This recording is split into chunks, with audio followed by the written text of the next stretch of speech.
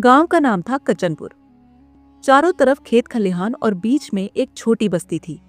यहाँ के लोग सीधे साधे थे, मगर एक बात थी जो इस गांव को बाकी जगहों से अलग करती थी। गर्मी का असहनीय कहर। गर्मियों में यहाँ की लू ऐसी चलती थी कि लोग घरों से बाहर निकलने की हिम्मत नहीं करते थे। ऐसा लगता था जैसे हवा में आग घुली हो, मिट्टी तक तपकर अंगार बन जाती थी। इस बार तो गर्मी कुछ ज्यादा ही थी। सूरज मानो आसमान से आग के गोले बरसा रहा था। दिन में लोग अपने घरों में दुबक जाते, लेकिन रात को भी चैन नहीं था। हवा चलती तो भी गर्म लपटों की तरह लगती। पंखे और कूलर भी जैसे गर्म हवा उगलने लगते थे। विनय गांव का एक नौजवान लड़का पढ़ाई के लिए शहर गया हुआ था, लेकिन इस बार गर्मी की छुट्टियों में वह गांव लौटा था। गांव लौटते ही उसे दोस्तों के साथ घूमने का मन हुआ। शाम को वह अपने 3 दोस्तों रवि, सूरज और मोहन के साथ तालाब किनारे जा बैठा। वे बातें करने लगे, लेकिन गर्मी इतनी थी कि तालाब का पानी भी गुनगुना हो गया था। बातों बातों में चर्चा गांव के बाहर बनी पुरानी हवेली की होने लगी। हवेली का नाम सुनते ही रवि ने धीरे से कहा, यार, वो हवेली बहुत खतरनाक है। मैंने सुना है वहां रात में अजीब आवाजें आती हैं। कई लोगों ने वहां किसी औरत को सफेद साड़ी में घूमते देखा है। सूरज हंसते हुए बोला, अरे ये सब कहानियां हैं, लोग बेवजह डरते हैं। लेकिन मोहन ने रवि की बात का समर्थन किया। नहीं भाई, ये सच है। पिछले साल रामलाल काका की भैंस वहां चली गई थी। अगले दिन उसकी लाश मिली थी, आंखें खुली और जुबान बाहर निकली हुई थी। रामलाल काका ने तो कसम खाई थी कि हवेली के पास भी नहीं जाएंगे। इतना सुनते ही विनय हंसने लगा। वह ठहाका मारते हुए बोला, तुम लोग भी ना गांव में जरा सी बात का भूत बना देते हो। मैं अभी उस हवेली में जाकर दिखाता हूं। रवि ने चुनौती भरी नजरों से कहा, अगर इतना ही दम है तो रात में जाकर हवेली में 1 घंटा रहकर दिखा। अगर जिंदा लौट आया तो मान लेंगे तू सबसे बड़ा बहादुर है। विनय ने बिना सोचे समझे हाँ कर दी। उसके दोस्तों ने उसे रोकने की कोशिश की, मगर वह जिद पर अड़ा रहा। रात का अंधकार गांव में पसर गया था। हल्की हल्की गर्म हवा चल रही थी। गांव के लोग अपने अपने घरों में दुबके थे। विनय ने बैग में टॉर्च और पानी की बोतल रखी और हवेली की ओर चल पड़ा। रास्ता सुनसान था। चारों तरफ सिर्फ झिंगुरों की आवाज गूंज रही थी। जैसे जैसे वह हवेली के करीब पहुंचा, हवा में अजीब सी ठंडक महसूस होने लगी। गर्मी के बावजूद उसके शरीर में एक सिहरन दौड़ गई। हवेली की टूटी फूटी दीवारें और जर्जर दरवाजा देख उसका दिल थोड़ा घबराया, लेकिन वह रुका नहीं। दरवाजे पर पहुंचकर उसने हल्के से धक्का दिया। दरवाजा चरमराती आवाज के साथ खुल गया। अंदर घना अंधेरा था। दीवारों पर लगे पुराने चित्र धूल से ढके हुए थे। टॉर्च की रोशनी डालते ही एक तस्वीर पर उसकी नजर पड़ी। एक परिवार की तस्वीर थी, लेकिन उनके चेहरे धुंधले हो गए थे। विनय ने कदम आगे बढ़ाए। फर्श पर चलते ही उसे ऐसा लगा जैसे नीचे कुछ सूखा पत्ता चरमरा गया हो, लेकिन जब उसने नीचे देखा तो वह कोई पत्ता नहीं, बल्कि एक जली हुई चूड़ियां थीं। अचानक हवेली के कोने से सिसकियों की आवाज आने लगी। कौन है वहां? विनय ने डरते डरते पूछा। कोई जवाब नहीं मिला, लेकिन तभी उसके कंधे पर किसी ने हल्का सा हाथ रखा। विनय झटके से पलटा। वहां कोई नहीं था। उसके कदम अनायास ही हवेली के पिछले हिस्से की ओर बढ़ गए। वहां एक पुराना कुआं था, जिसके पास टूटी फूटी ईंटें बिखरी हुई थीं। जैसे ही उसने कुएं में झांका, उसे लगा कि कुएं में कोई खड़ा है। सफेद साड़ी पहने, बिखरे बाल और चेहरा अधरका हुआ। उसकी आंखें लाल थीं, मानो किसी की जलती हुई नफरत भरी नजरें हों। विनय का दिल जोर से धड़कने लगा। वह पलटकर भागने ही वाला था कि तभी एक आवाज आई, रुको विनय। उसने पलटकर देखा, कोई नहीं था। उसके पैरों तले जमीन खिसक गई। उसे अब एहसास हो गया था कि कुछ तो अजीब हो रहा है। उसने टॉर्च जलाकर चारों ओर देखा। तभी उसे हवेली की एक खिड़की से हल्की रोशनी आती दिखी। डरते डरते वह खिड़की की ओर बढ़ा। जैसे ही उसने भीतर झांका, उसका शरीर कांप गया। अंदर एक अधजला कमरा था, जिसकी दीवारों पर काले धब्बे थे, मानो किसी ने आग लगा दी हो। फर्श पर राख बिखरी थी और बीच में पड़ा था एक टूटा हुआ खिलौना। विनय ने उसे उठाया ही था कि अचानक उसे एक छोटे बच्चे की हंसी सुनाई दी। वह चौकन्ना होकर पीछे पलटा, लेकिन वहां कोई नहीं था। वह भागने लगा, मगर तभी दरवाजा खुद ब खुद बंद हो गया। विनय ने दरवाजे को जोर से धक्का दिया, लेकिन वह टस से मस नहीं हुआ। तभी उसे पीछे किसी के पैरों की आहट सुनाई दी। वह धीरे धीरे पलटा। उसके सामने वही सफेद साड़ी वाली औरत खड़ी थी। उसकी आंखें जल रही थीं और उसके चेहरे पर अजीब सी मुस्कान थी। विनय की चीख गले में ही घुट गई। वह कांपते हुए पीछे हटने लगा, मगर उसका पैर फर्श में पड़ी दरार में फंस गया। वह गिर पड़ा।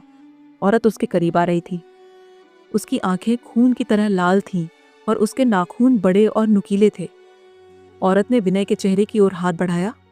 तभी हवेली में बिजली चमकी और एक भयानक आवाज गूंजी, मानो पूरी हवेली हिल गई हो। दरवाजा अचानक खुल गया और विनय किसी तरह लड़खड़ाते हुए बाहर भागा। वह बेदम होकर गांव में पहुंचा। दोस्तों को सारी बात बताई, लेकिन कोई यकीन नहीं कर रहा था। अगले दिन गांव वालों को पता चला कि हवेली में करीब 20 साल पहले एक परिवार जला दिया गया था। तब से वहां उनके भटकते हुए आत्माओं की कहानियां सुनाई देती थीं। विनय ने कसम खाई कि वह फिर कभी उस हवेली की ओर नहीं जाएगा, लेकिन उसकी आंखों में वह जलती हुई नजरें हमेशा के लिए बस गई थीं। पिछली रात की घटना के बाद विनय की हालत बहुत खराब थी। उसकी आंखों में वह सफेद साड़ी वाली औरत का चेहरा बार बार घूम रहा था। उसकी लाल जलती हुई आंखें, चेहरे पर अजीब सी हंसी और हवेली की भयावह खामोशी, सब कुछ उसकी यादों में ताज़ा था। वह बार बार पसीने से भीगकर उठ जाता और उसे ऐसा लगता जैसे कोई उसका गला घोंटने की कोशिश कर रहा हो। सुबह होते ही रवि, सूरज और मोहन विनय के घर पहुंचे। वे रात की घटना का सच जानने के लिए उतावले थे, लेकिन विनय अभी भी बिस्तर पर पड़ा कांप रहा था। उसके चेहरे की रंगत उड़ चुकी थी। रवि ने उसे हिलाकर पूछा, क्या हुआ यार? तू इतना सहमा हुआ क्यों है? हमें लगा था तू मजाक कर रहा था, लेकिन तेरा चेहरा बता रहा है कि कुछ तो गड़बड़ है। विनय की आवाज कांप रही थी। मैं वहां उस औरत को देखा था। उसकी आंखें, वो मुझे मारने वाली थी। विनय की बात सुनकर रवि और सूरज हंस पड़े। मोहन ने गंभीर होकर कहा, विनय, क्या सच में वहां कुछ था या तू सिर्फ डर गया था? विनय ने गुस्से में कहा, तुम लोग समझ नहीं रहे हो। मैंने उसकी आवाज सुनी थी। उसने मेरा नाम लिया था। वहां सिर्फ सन्नाटा नहीं था, वहां मौत थी। अब दोस्तों को एहसास हुआ कि मामला गंभीर है। उन्होंने फैसला किया कि वे दिन में हवेली जाकर सच्चाई का पता लगाएंगे। रहस्यमयी हवेली की सच्चाई दोपहर होते ही चारों दोस्त गर्मी की परवाह किए बिना हवेली पहुंच गए। सूरज आग उगल रहा था, लेकिन हवेली के पास पहुंचते ही हवा में अजीब सी ठंडक महसूस होने लगी। ठीक वैसी ही ठंडक जैसी विनय ने रात में महसूस की थी। रवि ने आगे बढ़कर दरवाजे को धक्का दिया। दरवाजा चरमराता हुआ खुल गया। अंदर वही सन्नाटा पसरा था। दीवारों पर धूल जमी थी और पुराने फर्श पर अब भी रात में विनय के भागने के निशान थे। वे चारों अलग अलग दिशा में घूमकर हवेली को टटोलने लगे। अचानक सूरज को फर्श पर कुछ चमकती हुई चीज दिखी। उसने उसे उठाया। वह एक पुरानी चूड़ी थी जो आधी जली हुई थी। उसी समय मोहन को दीवार पर कुछ अजीब सा नजर आया। खून के धब्बे सूख चुके थे, लेकिन दीवार के पास जाते ही एक ठंडी हवा का झोंका आया, मानो किसी ने उनके गालों को छू लिया हो। विनय का दिल फिर तेजी से धड़कने लगा। तभी रवि को एक कोने में एक पुराना संदूक दिखा। उसने उसे खोलने की कोशिश की, लेकिन वह जाम हो गया था। मोहन ने जोर लगाकर उसे खोला। अंदर धूल से सना हुआ एक पुराना फोटो एल्बम था। उन्होंने एल्बम को उठाया और उसकी धूल झाड़ी। एल्बम में रमेश लाल परिवार का फोटो था, पति पत्नी और एक बच्चा। विनय ने ध्यान से देखा। यह वही परिवार था जिसकी तस्वीर उसने पिछली रात दीवार पर देखी थी, लेकिन फोटो के पीछे एक तारीख लिखी थी, 19 जून 1985। तभी सूरज की नजर एल्बम के नीचे पड़े कागज पर गई। वह एक पुरानी अखबार की कतरन थी जिसमें छपा था, कचनपुर में रमेशलाल का परिवार आग में जलकर खाक, पत्नी और बच्चे की लाश नहीं मिली। ग्रामीणों का दावा, आत्माओं का साया हवेली में भटकता है। यह पढ़ते ही चारों दोस्त सन्न रह गए। विनय का चेहरा सफेद पड़ गया। रात का खौफनाक मंजर अब चारों को समझ आ गया कि यह हवेली यूं ही बदनाम नहीं थी। वहां सच में कुछ भयानक हुआ था, जिसकी वजह से आत्माएं वहां भटक रही थीं। उन्होंने फैसला किया कि वे रात में दोबारा हवेली जाएंगे और यह देखेंगे कि वहां वाकई आत्मा है या नहीं। रात होते ही वे फिर हवेली पहुंच गए। इस बार वे पूरी तैयारी से आए थे, हाथ में लाठियां, टॉर्च और एक वीडियो कैमरा। उन्होंने तय किया कि वे रात भर वहां रहकर सब कुछ रिकॉर्ड करेंगे। रात के 12 बजते ही हवेली में अजीबोगरीब हलचल शुरू हो गई। हवा में ठंडक बढ़ने लगी। चारों दोस्त एक ही कमरे में बैठे थे। तभी अचानक खिड़की अपने आप खुल गई और एक तेज हवा का झोंका अंदर आया। मोहन ने कैमरा चालू किया और दरवाजे की ओर बढ़ा। तभी दरवाजे के पीछे से किसी के पैरों की आहट सुनाई दी। विनय ने टॉर्च उस दिशा में डाली, लेकिन वहां कुछ नहीं था। तभी रवि को लगा जैसे किसी ने उसके कान में धीरे से फुसफुसाया, भाग जा, भाग जा। रवि कांप गया। मोहन ने कैमरे को उस दिशा में घुमाया, लेकिन कैमरे में कुछ भी नहीं दिखा। अचानक खिड़की के बाहर सफेद साड़ी में वही औरत दिखी। उसके लंबे खुले बाल हवा में उड़ रहे थे। उसकी आंखें अंगारे की तरह लाल थीं। चारों दोस्त चीख पड़े। विनय ने दौड़कर दरवाजा खोलने की कोशिश की, लेकिन दरवाजा अंदर से बंद हो गया। अब वे फंस गए थे। हवेली की दीवारों पर अचानक खून की बूंदें टपकने लगी। हवा में बच्चों की हंसी और औरत के रोने की आवाज गूंजने लगी। मोहन ने कांपते हुए कैमरा आगे बढ़ाया। तभी अचानक कैमरे की स्क्रीन काली हो गई।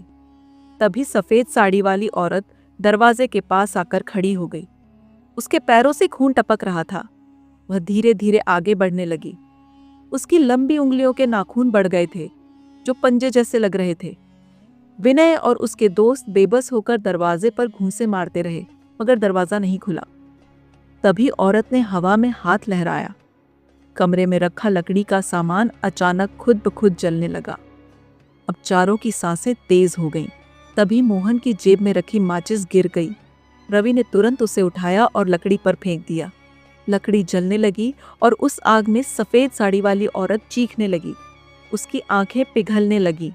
उसने तेज चीख मारी और देखते ही देखते गायब हो गई। अचानक दरवाजा अपने आप खुल गया। चारों लड़खड़ाते हुए बाहर भागे। उन्होंने पीछे मुड़कर देखा। हवेली की खिड़की पर वही औरत खड़ी थी, मगर अब उसका चेहरा सामान्य था। उसकी आंखों में कृतज्ञता थी, मानो वह अब मुक्त हो गई हो। चारों दोस्त गांव लौट आए। उन्होंने अखबार में देखा, हवेली में जिनकी मौत हुई थी वे आत्माएं 40 साल से वहां भटक रही थीं। उस रात उनकी आत्मा को मुक्ति मिल गई थी। लेकिन जब विनय ने कैमरा चेक किया तो उसके होश उड़ गए। कैमरे में सिर्फ हवेली का खाली कमरा था। न कोई आत्मा, न कोई चीख। मानो जो हुआ वह सिर्फ एक खौफनाक सपना था, या फिर हकीकत।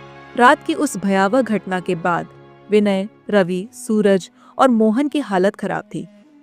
उनकी आंखों में वह सफेद साड़ी वाली औरत का चेहरा अब भी घूम रहा था। उसकी लाल आंखें, हवा में उड़ते बाल और चीखें, सब कुछ जैसे उनके जहन में बस गया था। लेकिन सबसे अजीब बात यह थी कि कैमरे में कुछ भी रिकॉर्ड नहीं हुआ था। अगली सुबह गांव में यह खबर आग की तरह फैल गई। लोग हवेली के बाहर जमा हो गए। कोई कह रहा था कि चारों लड़कों ने मौत को धोखा दे दिया, तो कोई कह रहा था कि उन्होंने वहां किसी आत्मा को मुक्त कर दिया है। लेकिन गांव के बुजुर्ग रामलाल काका के चेहरे पर चिंता थी। वे भीड़ को चीरते हुए विनय के पास पहुंचे और धीमी आवाज में बोले, बेटा, तुम लोगों ने जो देखा वो मजाक नहीं था। वो आत्मा सच में रमेश लाल की पत्नी सुमित्रा की थी। तुम लोगों ने उसकी मुक्ति का रास्ता खोला है। विनय ने चौंक कर पूछा, आपको कैसे पता? रामलाल काका की आंखें नम हो गईं। वे वहीं बैठ गए और कांपती आवाज में कहने लगे, ये कहानी तुम्हारे जन्म से पहले की है, जब रमेश लाल का परिवार खुशहाल था। उसकी पत्नी सुमित्रा और उनका 7 साल का बेटा राजू। रमेश लाल गांव का सबसे अमीर आदमी था। हवेली उनकी थी। लेकिन एक रात गांव में डकैतों ने धावा बोल दिया। वे हवेली में घुस आए। काका की आंखों से आंसू छलक पड़े। डकैतों ने पहले रमेश लाल को मार डाला, फिर सुमित्रा और राजू को कमरे में बंद करके आग लगा दी। सुमित्रा ने राजू को बचाने की बहुत कोशिश की, लेकिन वह उससे नहीं बचा पाई। दोनों की मौत आग में जलकर हो गई। लोगों को रमेश लाल की लाश तो मिल गई, लेकिन सुमित्रा और राजू की राख भी नहीं मिली। बस वहीं से कहानी शुरू हुई। गांव वालों का कहना था कि सुमित्रा की आत्मा वहीं भटकने लगी। अब विनय, रवि, सूरज और मोहन की आंखें फटी की फटी रह गई। वे समझ गए कि जो औरत उन्होंने देखा था वह कोई प्रेत नहीं, बल्कि एक मां की आत्मा थी, जो अपने बेटे के साथ न्याय न मिलने के कारण भटक रही थी। हवेली का रहस्य खोलने का फैसला अब दोस्तों ने तय कर लिया कि वे इस रहस्य को पूरी तरह उजागर करके सुमित्रा और उसके बेटे की आत्मा को हमेशा के लिए मुक्त करेंगे। वे चारों फिर से हवेली लौटे। इस बार उनके पास माचिस, हवन सामग्री और गंगाजल था। गांव के पुजारी ने उन्हें बताया था कि आत्मा की मुक्ति के लिए हवन करना होगा और गंगाजल छिड़क कर आत्मा को शांति देने की प्रार्थना करनी होगी। हवेली के भीतर घुसते ही उन्हें वही अजीब सी ठंडक महसूस हुई। हल्की हल्की हवा चलने लगी। दीवारों पर अब भी खून के धब्बे थे, लेकिन इस बार उन्हें देखकर चारों डरे नहीं। उन्होंने कमरे के बीच में हवन सामग्री रखी और हवन शुरू कर दिया। जैसे ही मंत्रोच्चार शुरू हुआ, हवेली में हलचल मच गई। खिड़कियां जोर जोर से बंद खुलने लगीं, फर्श कांपने लगा और दीवारों पर दरारें आ गईं। हवा में सुमित्रा की चीखें गूंजने लगीं, मेरा राजू, मुझे बचाओ, आग, आग। चारों दोस्तों की आंखें नम हो गईं। वे हवन करते रहे। तभी कमरे में सफेद धुएं का गुब्बार उठा और सुमित्रा की आत्मा प्रकट हुई। उसकी आंखों में दर्द था। वह अपने बेटे को पुकार रही थी। उसी पल हवेली के कोने में से एक छोटी सी परछाई निकली, राजू की आत्मा। सुमित्रा ने रोते हुए अपने बेटे की ओर हाथ बढ़ाया। राजू, मेरा बच्चा। राजू भागकर उसकी गोद में आ गया। माँ बेटे की आत्माएं मिलते ही एक तेज रोशनी हवेली में फैल गई। हवा में शांति छा गई। हवेली की दीवारों से खून के धब्बे मिटने लगे। दीवारें चमकने लगीं और हवेली में मानो नया जीवन आ गया। सुमित्रा ने रोते हुए चारों दोस्तों की ओर देखा। उसकी आंखों में कृतज्ञता थी। उसने धीरे से कहा, तुम लोगों ने मुझे और मेरे बेटे को मुक्त कर दिया। अब हम शांति में हैं। तुम्हारा जीवन सुखमय हो बेटा। इतना कहकर माँ बेटे की आत्माएं एक प्रकाश पुंज में समा गईं और आसमान की ओर उड़ गई। हवेली में अब एक गहरी शांति छा गई थी। हवेली का अंत और गांव का नयापन। अगली सुबह जब गांव वालों को घटना का पता चला तो वे हवेली के बाहर जमा हो गए। उन्होंने देखा कि हवेली का पूरा रंग रूप बदल चुका था। वह अब खंडहर नहीं रही थी। दीवारें साफ सुथरी थीं और दरवाजे दरीचे चमक रहे थे। रामलाल काका ने आंखें उठाकर आसमान की ओर देखा और कहा, अब सुमित्रा और राजू को शांति मिल गई। गांव में उत्सव मनाया गया। पुजारी ने हवेली में यज्ञ करवाया और पूरे गांव में प्रसाद बांटा गया। विनय, रवि, सूरज और मोहन को गांव के नायक की तरह सम्मानित किया गया। वे चारों जान चुके थे कि कभी कभी भूत प्रेत कहानियां सिर्फ डराने के लिए नहीं होती, बल्कि उनमें छिपा होता है दर्द, इंसानियत और अधूरी इच्छाओं का सच। सालों बाद कई साल बीत गए। विनय अब एक सफल लेखक बन चुका था। उसने उस रात के अनुभव को एक किताब में लिखा, गर्मी का कहर, एक सच्ची घटना। किताब बहुत लोकप्रिय हुई और कई भाषाओं में अनुवाद हुई। रवि ने गांव में एक स्कूल खोला जहां बच्चों को पढ़ने का मौका मिला। मोहन और सूरज ने मिलकर गांव में एक अस्पताल बनवाया ताकि कोई भी परिवार इलाज के अभाव में न मरे। विनय जब भी गांव लौटता तो हवेली के पास जाकर रुकता। अब वहां डर नहीं, बल्कि शांति थी। हवेली के ऊपर से एक हल्की ठंडी हवा बहती थी, मानो सुमित्रा और राजू अब भी वहां से गुजरते हुए विनय को आशीर्वाद दे रहे हों। विनय ने मुस्कुराकर आसमान की ओर देखा और धीरे से कहा, मुक्ति मिल गई, आखिरकार।